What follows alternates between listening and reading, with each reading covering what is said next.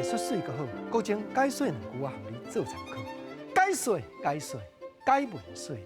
好朋友来，咱来研究几句啊，讨海掠鱼，渔业所讲的俗语。头一句咱来讲，讲母仔鱼食孤呆。啥做母仔鱼食孤呆？咱知影，母仔鱼就是鱼仔仔，啊孤呆人讲正名做七星鲢鱼。孤呆较大只，母仔鱼较细只。细只要食大只，毋是真正拆只萝卜吞到腹肚内，毋是。这句解说就是讲专家，就是讲细汉的要转食大汉的，用无做加当头壳，讲甲暗算，原来讲这个意思啦。当然，讨海的人才会晓安尼比拼，啊，搁有一句安尼接近啊，或者即仔鱼钓大呆，即个呆台语淡只爱读第七声，就是鲤鱼的意思。当然，即仔鱼嘛是细只，大呆嘛是大只，有价值的。所以即仔鱼要钓大呆，解说啥？解说讲你小小的投资。毋过要大来回收，讨海掠鱼的人上界熟悉就是鱼，所以每种鱼有伊的特性，才有在条当头壳写即个俗语。啊，毋过这两句拢咧叫人讲吼，用小投资当头壳要得利益，敢有遮好康，敢有遮简单？所以共款讨海，共款咱才会行尊人。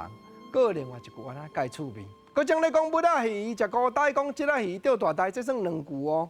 过来，我排比做伙，这是头尾，就是干那一句尔。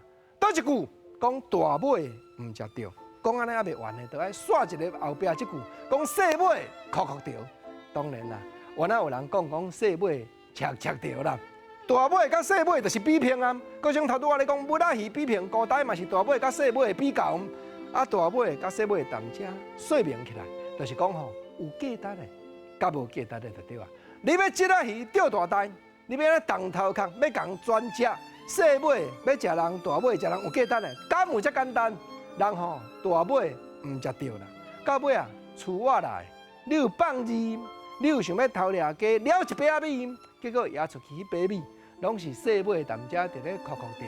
来遮所有甲你食字的、赤着的，拢是细尾，拢是无啥物作用啊！哪安尼有影？所以吼，咱做人做事。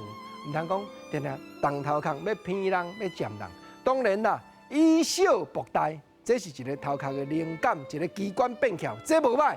不过就爱警觉，警觉讲，千万你都唔通偷掠鸡，结果米拢也甲了去，大尾唔食着，细尾哭着，安尼就闹去。